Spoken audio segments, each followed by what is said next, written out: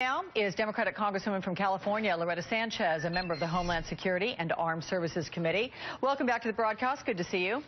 Good morning, Alex. It's great to be back. So let's talk about what's going on here. 16 days now since Flight 370 went missing, and so far there is no credible sign of that plane. But from all you know, ma'am, is there any reason to believe it may have been an act of terror? Well, certainly, we have to look at the facts, and the facts tell us most likely, very high probability, that there was something going on in the cockpit, whether it was the pilot, the co-pilot, or a passenger or a crew member. We don't know. That it was diverted. We don't know where they were headed, but the likely scenario is that this plane is at the bottom of the ocean now.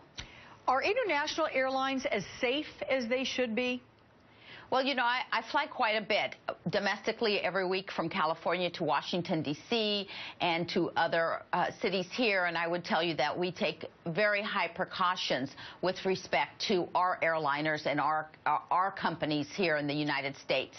I also fly internationally, and sometimes I am very surprised at some of the lax sort of situations that I see personally. People not paying attention when things are going through machines. Some countries that really don't even look at my passport, don't even stamp it, just, you know, just signal me through. So I'm always concerned of that, and I always come back sitting on the Homeland Security Committee to discuss with our officials where I have seen some of those lax practices. Okay. We're going to switch gears here and talk about this pretty shocking news that the Washington Post reported last week, which they found that an NSA program, it's called Mystic, records every single phone call made in an unnamed country, including calls American citizens make from the U.S. to that country. These calls are saved for 30 days. I mean, this is a new level, it would seem. Do you agree with surveillance of that proportion? Well, first, let me say that it's just amazing, this technology, to be able to pick up everything that somebody says in a country. Now, we're not at liberty to say which country or which countries that happens in, how big those are, how much the phone connections are there. But if you think about it, the capability is an amazing thing. And so, first of all, we have to decide, is that correct? Or are we using it in countries just where we believe there's a possibility of real terrorism against our citizens and against our nation? But more importantly, when we look at the capability, what if that type of capability were available and turned onto our own citizens? And that's where I think it becomes a very scary proposition. And that's why I've been one of those people who has said, you know, we have to take a look at what we are actually doing, in particular within the United States, and I've always been one to push back on that.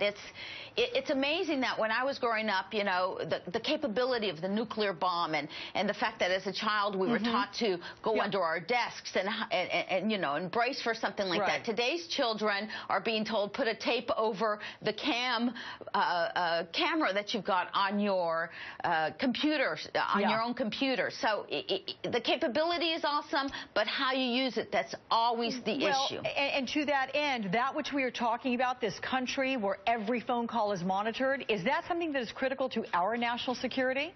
Well, I believe that that's a discussion that the most capable people to have that would be those who have developed it and are using it, and those in the Congress who are here to protect, first and foremost, the rights of our own citizens. I represent 800,000 people. Every congressperson, more or less, in the House does that. And so we are the representatives. We are the ones to decide how do we use a technology like that, and why would we even use it on our own people? I mean, obviously, the Fourth Amendment guarantees us that we should be taking a look at this. All right, let's take a look here now at Ukraine. In fact, today's from NATO's the top military commander there, General Philip Breedlove. He gave quite a warning at an event in Germany, and here's what the general said. The quote reads, "The force that is at the Ukrainian border now to the east is very, very sizable and very, very ready. There is absolutely sufficient Russian force postured on the eastern border of Ukraine to run to western Ukraine if the decision was made to do that, and that is very worrisome." What should the U.S. do if that happens?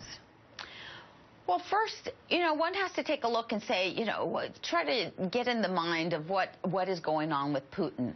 Clearly, I believe that he is thinking that he would like to make Russia a superpower again, that he would like to get some of the former Soviet Union satellite countries back into his power play. We certainly have to take a look at what he did in Georgia a few years back, and so I would say that certainly it's my opinion, my personal opinion, that he's amassing for a particular reason. Now, the United States is halfway around the world from what is going on. The true course is, what will the Europeans do? How will they come together? Will they unite? Will they help us in the diplomatic effort, the economic effort to really sanction, to send the message to Putin that this is unacceptable and that he better step back? Certainly, Putin, in today's world, has made the world a less safe place for everybody. He has upped the stakes in this. And what we need to do is to say, how do we diplomatically and economically move him off of this very dangerous perch that he finds himself on and placed himself on? All right. Democratic Congressman from California, Loretta Sanchez. Always a pleasure. Thank you.